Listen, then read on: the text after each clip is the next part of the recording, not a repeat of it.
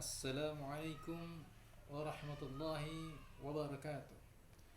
Alhamdulillahi rabbil alamin. Wassalatu wassalamu ala asyrafil anbiya'i wal mursalin wa ala alihi wa ashabihi ajma'in, amma ba'd.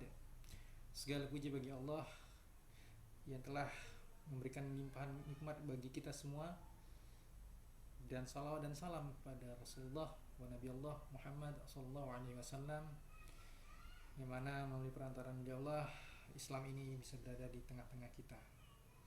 Alhamdulillah, anak-anakku, walaupun kita tidak bisa bertatap muka secara langsung, akan tetapi pada pertemuan kali ini Ustaz harap kalian sudah siap untuk mendapatkan sedikit trik, sedikit tips dari saya menghadapi pelajaran online ke depan. Insya Allah semuanya akan bisa kembali normal di tahun depan dan kita bisa bertatap muka kembali. Baik, judul pertemuan kita kali ini adalah tips belajar di rumah di masa pandemi COVID-19. Ya, kebijakan sekolah untuk saat ini adalah melalui pembelajaran sistem online atau daring, yang mana pembelajaran ini tentu adalah pembelajaran jarak jauh. Maka dari itu perlu kiranya bagi Ustadz untuk memberikan sedikit tips bagi kalian agar bisa belajar dengan lebih baik, lebih mudah ke depannya dalam menghadapi pembelajaran yang mungkin hal baru bagi kalian. Kenapa begitu? Karena kita lah yang harus belajar untuk menyesuaikan dengan keadaan, bukan keadaan yang harus disesuaikan dengan kita. Maka dari itu penting bagi kita semua untuk mencoba untuk menghadapi masalah ini dengan cara-cara yang berbeda dari sebelumnya. Oke, kita mulai. Ada 4 langkah sukses dalam belajar di masa ini. Yang pertama adalah kalian harus menciptakan suasana belajar yang nyaman. Kedua, kalian harus menguasai media pendukung belajarnya. Ketiga, coba deh mindset kalian itu dirubah. Dan yang keempat adalah kalian tentu harus mandiri dan lebih disiplin dari sebelumnya. Oke, kita langsung masuk ke tips pertama, yaitu ciptakan suasana belajar yang nyaman. Oke, suasana belajar yang nyaman ini seperti apa sih? Coba kalian cermati, yaitu suasana atau ruang belajar yang kalian pilih sesuai dengan gaya kalian sendiri, yang menurut kalian terasa enak dan nyaman bagi kalian. Kemudian ada suasana yang dapat memecah kalian, maka hindarilah. Cari yang lebih tempat yang lebih kondusif bagi kalian, dan kalian sendiri yang harus mengkondisikan keadaan. Misal HP itu harus dijauhkan, maka dari itu disarankan kalian melakukan pembelajaran itu bukan melalui handphone atau smartphone kalian, tapi melalui laptop. Karena melalui laptop kalian tidak bisa mudah terganggu dengan yang lain, karena HP bisa kalian jauhkan. Kemudian ketika kalian belajar, dalam waktu kalian tengah belajar, kalian harus jauhkan, hal-hal yang dapat memecah perhatian kalian tadi. Misalnya suara televisi atau notifikasi HP, gadget kalian itu di silentkan kalau bisa semuanya. Dan disarankan sekali lagi kalian belajar melalui laptop, bukan gadget. Selanjutnya,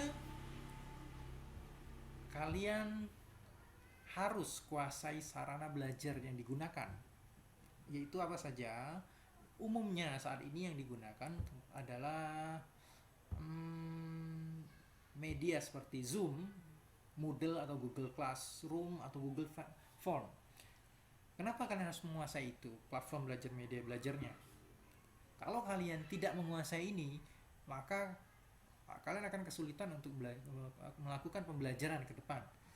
Kalian akan kesulitan ketika harus masuk ke Moodle misalnya, atau kalian akan kesulitan ketika kalian akan mengerjakan tugas yang diberikan oleh ustazah melalui Google Form bila kalian tidak mengerti bagaimana cara menggunakannya.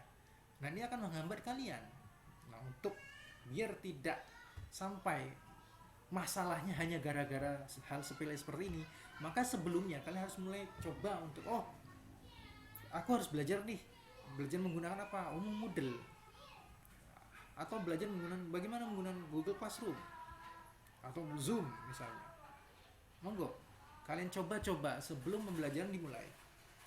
Kenapa? Ini gagal karena gara-gara seperti ini.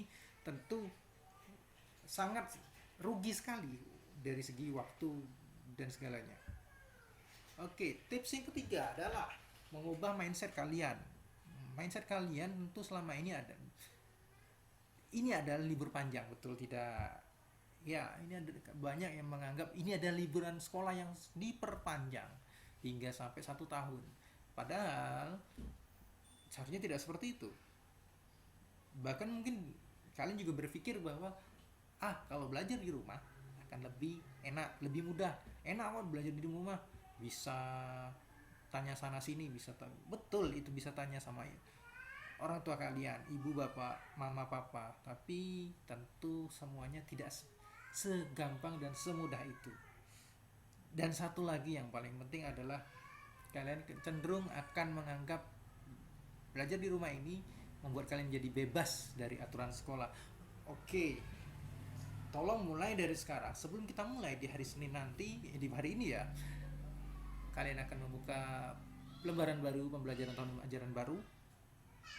Coba mindset ini dirubah sehingga jangan sampai terjadi salah menganggap bahwa ini semua seperti apa yang ada dalam pikiran kalian.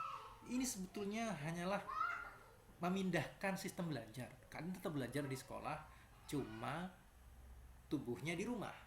Kami dari sekolah memberikan materi-materi untuk kalian pelajari. Kan juga kami minta untuk ketika pembelajaran dimulai, kalian menggunakan seragam, terutama bila itu berupa tatap muka online, seperti menggunakan media Zoom. Nih, mindset kalian yang salah selama ini mungkin seperti ini ya kira-kira. Saat ini ada waktu liburan, jadi kalian akan menganggap remeh, menganggap ini enak sekali.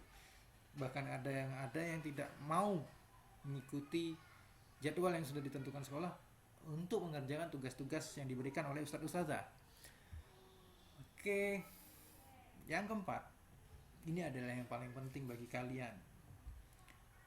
Sesungguhnya kalian dituntut justru dengan pembelajaran online ini untuk lebih belajar, untuk lebih mandiri. Kenapa? Semuanya kalian tentukan sendiri, mau mengikuti pembelajaran atau tidak.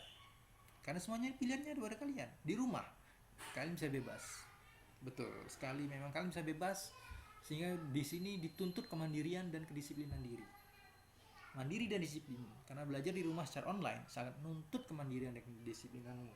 Karena kamu bebas mau belajar atau tidak, semuanya kembali ke kamu sendiri. Oke, ini akan bisa mendewasakan kalian ke depan. Nah, terakhir, yang harus kalian pahami bahwa orang tua kalian itu fungsinya ketika pembelajaran online di rumah itu adalah teman bagi kalian untuk belajar. Mereka memfasilitasi kalian belajar atau sebagai fasilitator, penjembatani kalian belajar melalui online, dan orang tua kalian bisa membantu kalian untuk menghadapi problem pembelajaran kalian. Akan tetapi sumber keilmuan, semuanya yang berhubungan dengan pembelajaran kalian adalah selalu tetap kembali kepada ustadz-ustadzah kalian sendiri atau guru-guru kalian. Maka dari itu dimohon kalian ketika memang ada kesulitan, diskusikan dengan orang tua kalian. Tapi sumber proses pembelajarannya adalah dari guru kalian. Itu harus seperti itu, harus tetap seperti itu. Apalagi ketika nanti ada tugas berupa ujian.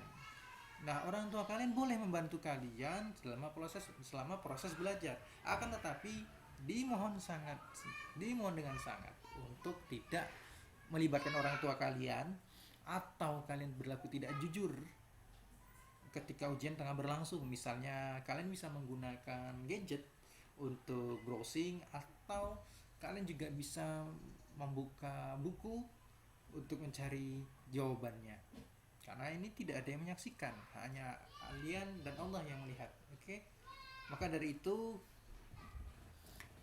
penting bagi kita semua untuk kembali kepada aturan sekolah, bahwa kalian harus selalu bersikap jujur dalam segala hal, termasuk pembelajaran di rumah ini. Dan perlu untuk saya sampaikan bahwa kalian di rumah tetap berlaku aturan yang ada di dalam pantas. Terus siapa yang akan mengawasi? Yang akan mengawasi adalah orang tua kalian sendiri. Mereka yang akan kami minta untuk melakukan pengawasan kepada kalian, dan bila ada memerlukan bantuan, maka kami akan memberikan bantuan. Contoh misalnya kalian melakukan kesalahan dan orang tua kalian menginginkan kalian untuk jadi baik, maka kami akan membantu. Misalnya dalam proses coursing kalian akan ditemani oleh kami dengan dibersamai dengan kami, akan tetapi yang mengawasi segala sesuatunya adalah orang tua kalian. Nah, ini diperlukan tadi kemandirian dan kedisiplinan kalian yang lebih dibanding sebelumnya. Kejujuran kalian juga akan dibentuk di sini. Mungkin berat sepertinya, akan tetapi insya Allah semuanya akan bisa berakhir dengan lebih baik, karena ini akan bisa mendewasakan kita semua. Oke, untuk aturan sekolah kembali saya sampaikan bahwa anak-anakku, kalian tetap berada dalam pengawasan sekolah. Tentu semua hal yang ada di pantas itu tetap berlaku, kecuali kalau kalian sudah tidak tercatat lagi sebagai siswa kami. Itu yang membedakan.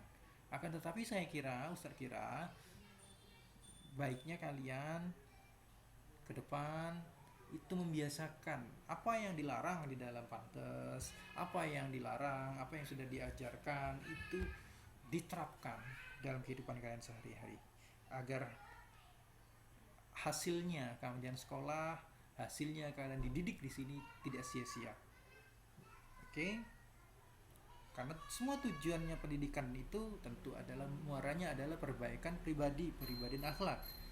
Semoga bukan hanya, jangan sampai berpikir hanya sebatas transfer pengetahuan saja.